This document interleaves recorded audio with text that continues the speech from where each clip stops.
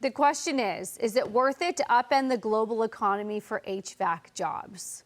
Yes, it is. If we're thinking about taking care of our own, I've said this numerous times where I would give up paying for a cheaper TV 10 years down the road if that could guarantee that that job stayed in America. That's not a bet I'm willing to make anymore. I don't need the latest trinket. I would need that job to be in America. Easier said than done, totally understand. Do prices take that one-time hit adjustment? Yes, and I understand that maybe I'm fortunate where I can afford a nicer American-made scooter that costs a little bit more than the cheaper $30 scooter from China, and that's something that we all have to deal with. But yes, I think, and we've talked about how important the trades are, and HVAC isn't even getting to the national security issue that we've talked a lot about, where when I think about the importance of realigning trade, I could maybe be okay if they want to make Nike sneakers, go for it. But I draw the line when it comes to antibiotics, shipping, and pharmaceuticals and chips. That has to be made by an ally or an American. Who was that person? Do we know who that person was? No. You would have to be girl. you would have to be so immensely out of touch to use that example. I know. Because HVAC jobs are actually some of the best jobs in America for anybody, but I would say particularly, in my experience, for young men who are not interested in going the college route. Or women. Women, it's fine. Anybody. I know anybody. I wouldn't go to Wake Forest. I would do HVAC. Yes. Installation for sure. Call up Mike Rowe and ask him what he thinks about that. I think he'd agree with you right away. So she's a CNN political reporter who clearly knows nothing about the state of American labor and opportunities for people. And she's denigrating us wanting to create more of those opportunities. It just tells you when people want to, in the press, want to talk to you about the state of the economy and economic policy and the effects it's going to have, those are the people out there talking to you about it a lot of times, and they don't know a thing about what thriving and prosperity and real economic opportunity look like. That is an insane statement that she just made there. I just always come back to, we are not in the best power position if we continue to borrow money at the rate that we are.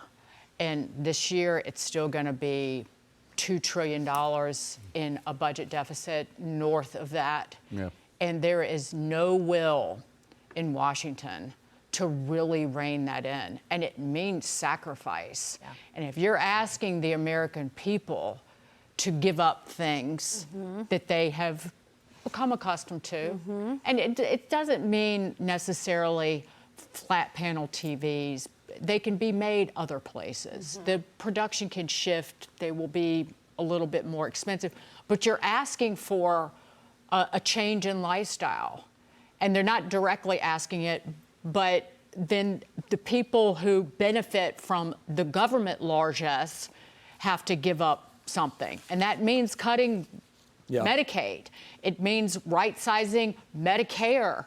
And I'm not a politician, so I can talk about it, but the people on Medicare today are taking out $3 for every dollar they put in. Well, and part of that... And that's a fact. Part of that cost is, you mentioned illegal migrants. Yes. It's an $11 billion increase in Medicaid for illegals alone, if that 1.3 million figure is right that Doge came up with. But illegal migrants aren't even legally allowed to collect Medicaid. Right.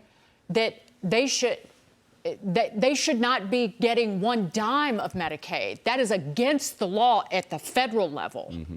And at the state level, the states can do whatever they want as long as they don't take money from the federal government.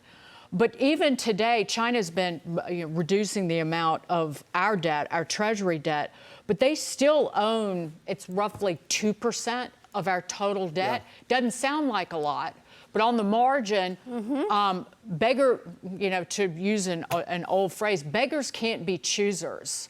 And we're not in the position to choose right now because of our reckless spending. Can I just ask Taylor a question? You mentioned the pharmaceuticals.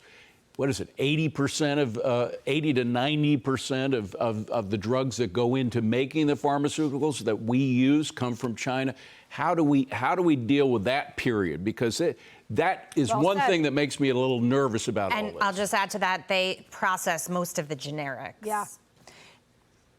The only answer I have for you is Novartis, who in the last day, yesterday, they're the top selling drug maker for heart medicine like Entresto, Cosentyx for psoriasis. They're announcing they're spending $23 billion to expand U.S. production here. With that new manufacturing, they say 100% of its key medicines for U.S. patients will be made in the U.S. Wow. As well as pumping in R&D in the U.S. over the next 5 years. That doesn't answer your question, how do we get to the next 5 years? But it does answer a little bit of it because they can make that switch quickly, apparently. We can try. Now, that's a Swiss maker, so our neutral Swiss might be coming on over more to being less neutral, maybe more American. Yeah. But the point is, it is time. I don't know what the interim looks like, but if you have commitments, I always come back to this, and I cited Apple earlier. To say that we can't do it, I think is not giving enough credit to people like Elon Musk, who came here from South Africa and was like, watch me. Right? Or like massive innovators at companies like Apple who were like, all right, let me look at on high precision in India instead of China. Let me make the low cost phone there, negotiate with suppliers, they'll eat half the price there. My margins are mostly intact, right? Like, I guess maybe I have confidence that CEOs of Novartis, CEOs of Apple will figure it out and be nimble because that's what we do in this country. Yeah. I could be proven wrong, but that would be my answer. Particularly if we get that tax cut in there and have 100% deduction on all of the factories that Apple and other countries are now committing to here in the United States. We can all sing to that chorus, Dan. Yeah. Thank you. Yeah, exactly. Except not me, because I don't sing in public, because it's just painful for everyone who has to listen. It's the same so with I me. just stifle.